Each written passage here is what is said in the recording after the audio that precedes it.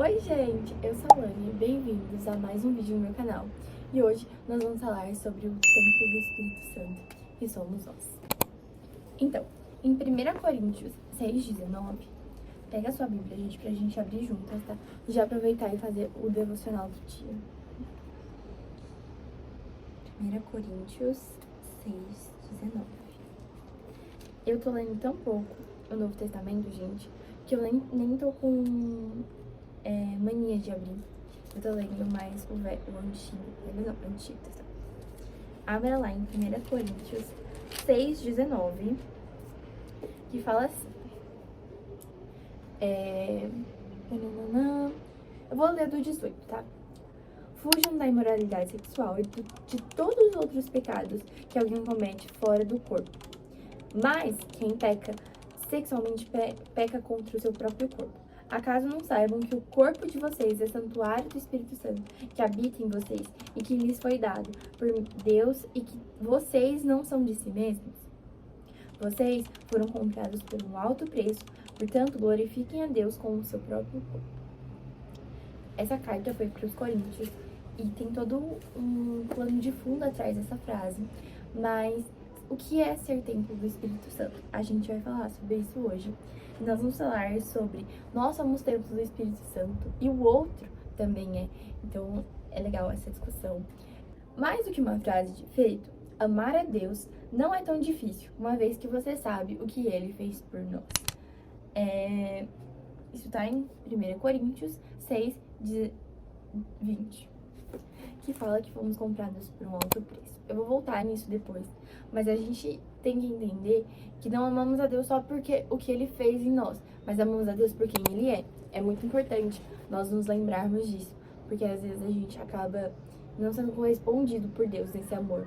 Tipo, Deus não fez algo que eu pedi, então Ele não é tão bom, ou Ele não é tão misericordioso assim. Deus não curou a todas as doenças do mundo, então Ele não é tão legal, ou Ele não é tão santo. Na verdade, esse questionamento nos coloca numa posição de fé muito enxuta e humana, né? Natural, normal. Mas quando nós evoluímos no pensamento crítico a respeito de quem é Deus e o que Ele faz por nós, nós nos colocamos numa posição de entender que às vezes o não de Deus não é porque Ele é ruim e nem porque eu também estou numa posição de pecado, mas às vezes é algo que não está na nossa compreensão humana. E temos que deixar de ser mimados para entender que a vontade de Deus é soberana, ainda mais sobre nós que somos tão pequenos. Mas o amor de Deus é sim um amor eterno e que cura, e que liberta, e que santifica. Mas não é às vezes no nosso tempo como nós queremos, mas é da maneira que Deus quer trabalhar. E isso não vem de nós, é dom de Deus. Então, o que isso implica no meu cotidiano? Então, uma vez que eu entendo que Deus é e o que Deus fez por mim, o que isso implica no meu cotidiano? Absolutamente tudo. Tudo muda, uma vez que você entende quem é Deus. Tudo muda, porque se você entende quem é Deus, você provavelmente entendeu quem é você também. Porque quando conhecemos a Deus, nós conhecemos quem nós somos. Não apenas como eu me vejo, mas o que falo, penso, sinto, como, bebo, leio, sonho e etc. Em todas as áreas da minha vida, o Evangelho deve mudar o meu ser por completo, já que agora que você entende toda a natureza de Deus, você também entende que a sua natureza é caída e fadada ao pecado. Criamos e devemos criar uma relação de dependência com Deus. Então, entendemos que nós somos criados à imagem e semelhança de Deus, mas que em algum momento da criação, né, e voltamos para o princípio, nossa natureza caiu.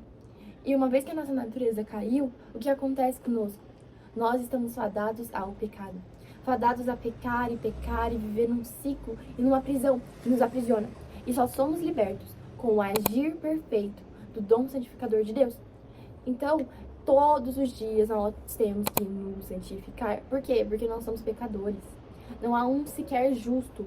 Não há nenhum que faça o bem. Então, todos nós estamos nessa posição de... Não é uma posição de presa, mas é numa posição que nós entendemos o nosso papel e o que nós fizemos. Ah, Elaine, mas não fui eu que pequei no princípio, porque eu tenho que continuar com isso. Porque toda a sua geração está fadada ao pecado. Só que tem um ponto positivo, né? Se nós somos tão pecadores, nós precisamos de alguém que nos santifica. E esse alguém é Deus.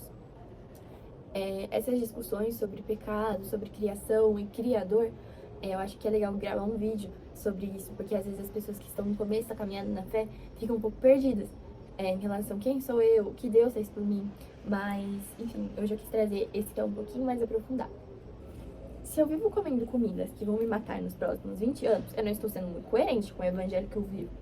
Há trabalho a ser feito, formado e inspirado por Cristo. Por mais que eu não vá pro inferno por comer comida mentirosa, né? Miojo, por exemplo, todo dia, há trabalho a ser feito. Essa parte eu não fui eu que coloquei. Gente, eu quis colocar esse trecho no texto porque eu acho importante a gente se colocar no lugar pra pensar. Tudo que eu coloco dentro de mim, seja filme, seja comida, seja qualquer coisa que eu consuma, entra dentro de mim e molda quem eu sou. Por isso que o Senhor diz que o coração fala... Não, a boca fala do que o coração está cheio. Por quê? Porque nós somos cheios daquilo que consumimos. Isso é normal. É científico, né? Nós, o que consumimos, o que está em volta de nós, muda quem nós somos. Então, eu acho que é importante a gente colocar para pensar que tudo que nós consumimos e colocamos dentro de nós muda quem nós somos. Então é legal a gente consumir e buscar coisas que sejam excelentíssimas em Cristo. Eu penso que tudo que nós fazemos, nós devemos fazer com excelência, não como para os homens, mas para Cristo. E, enfim, é isso, gente. Esse tópico é legal porque a gente pode desenvolver depois, mais pra frente, em outro vídeo, sobre tudo que a gente coloca dentro de nós e também nós não fazemos. Por exemplo, todo cristão deveria se exercitar, viver uma vida saudável, buscar ter hábitos saudáveis, cuidar do meio ambiente, mas na prática, nem todo mundo faz isso. O outro também é templo do Espírito Santo. E como eu tenho tratado ele? Minha natureza injusta falha quando se trata do outro. Mesmo eu tendo uma relação de amor com ele, imagine com quem eu tenho. E isso deve ser mudado. Vamos ler, gente, Romanos 12, 2. Eu coloquei a referência aqui e eu acho legal a gente ler. Gente, olha que bonitinho. Não se amoldem ao padrão. Não se amoldem ao padrão deste mundo, mas transformem-se pela renovação da sua mente para que sejam capazes de experimentar e comprovar a boa, agradável e perfeita vontade de Deus. Por isso, pela graça que me foi dada, digo a todos vocês: ninguém tenha de si mesmo um conceito mais elevado do que deve se ter, mas ao contrário, tenha um conceito equilibrado, de acordo com a medida da fé que Deus lhe concedeu. Assim, cada um de nós tenha um corpo com muitos membros, e esses membros não exercem todos a mesma função. Assim também em Cristo, nós que somos muitos, formados um corpo, e cada membro está ligado a todos os outros. Temos diferentes dons, de acordo com a graça que nos foi dada. Se alguém tem o dom de profetizar, use-o na proporção da sua fé. Sua fé e o seu dom é servir, sirva. Se é ensinar, ensine. Se é dar ânimo, que assim faça. Se é contribuir, que contribua generosamente. Se é exercer liderança, que a exerça com zelo. Se é mostrar misericórdia, que faça com alegria. O amor deve ser sincero. Odeiem o que é mal e apeguem-se o que é bom. Dediquem-se uns aos outros, com amor fraternal. Prefiram dar a honra aos outros, mais do que a si próprios. Nunca lhes falte zelo, sejam fervorosos no espírito e sirvam ao Senhor. Usar o outro a meu bel prazer para satisfazer os meus desejos animalescos, orgulhosos e arrogantes, seja em busca do prazer, do se fazer grande, ou apenas para se sentir superior. Então, voltemos aos nossos olhos ao início da conversa. O que ele fez por mim? Se fez homem, mesmo sendo Deus. Achou que isso não era algo que deveria se apegar. Diante disso, se fez servo. E com minhas palavras e meu enxuto vocabulário, não conseguiria transmitir o quão grande foi esse ato. Mas a fim de resumir com algo que eu sei dizer: humildade. Tamanha que a minha mente humana não consegue a traduzir. Então, como tratar o outro? Servindo. Tratar o outro como eu gosto de ser tratado. Talvez deveria ser o início da questão, mas é um pouco mais profundo que isso. Às vezes eu não tenho zelo em mim próprio. Às vezes eu não tenho um conceito equilibrado sobre mim. Tratar o outro como se ele fosse maior do que eu não me coloca abaixo do outro, numa posição de ele é bom e eu sou ruim. Na verdade, me coloca numa posição de igual, numa posição equilibrada. E no Evangelho nós precisamos entender esse ponto, o ponto de equilíbrio. Muitas pessoas são extremamente radicais quando se trata disso. E se sentem extremamente superior, porque acham que por elas conhecerem o Evangelho, elas são algo a mais do que alguém que é pecador. Mas na verdade, o verdadeiro Evangelho é entender que somos iguais, estamos na mesma posição. Nós estamos na posição de pecadores. E às vezes nós conseguimos ser pior do que aquele que não conhece a Cristo. Porque se não conhecemos a Cristo, ainda que pecássemos, não pecaríamos por maldade, mas pecaríamos porque não conhecemos. Mas agora que conhecemos e pecamos, isso se torna pior ainda. Tratar o outro com equilíbrio diz sobre quem tratou a nós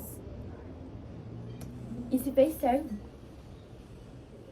Servir é sim se colocar numa posição menor. Mas não porque você é menor, mas porque você entende o valor do outro. Você entende o que foi pago pelo outro. Você entende o que Deus fez pelo outro. Não é certo que eu use alguém para me satisfazer, seja em qualquer uma das áreas. Ser servo vai além de levar água, banar, servidor, feudais. Fica com a uva assim. Servir. Não, gente, não é sobre isso. Quer dizer considerar o outro maior do que eu. E de novo, não diminuindo o meu valor, mas entendendo o valor do outro. Então é entender por quem eu faço, é servir e amar. Ser templo do Espírito Santo é entender todas essas coisas e lidar de maneira equilibrada com elas. É isso, amigas. Eu vou tentar trazer mais vídeos sobre o templo do Espírito Santo. Eu acho que esse aqui foi mais uma iniciação do papo, uma coisa mais poética, mas eu prometo trazer pra vocês mais sobre realmente como agora que eu sei que sou o templo do Espírito Santo, sou comprado, sou não merecedor, mas sou alvo do amor de Deus, fui reconectado com Deus por meio de Jesus Cristo e como eu devo viver a minha vidinha a partir de hoje, tá? Eu acho que isso aqui já deu uma ampliação no assunto. E eu espero que nos próximos dias a gente venha tratar mais. Fiquem com Deus, amigos.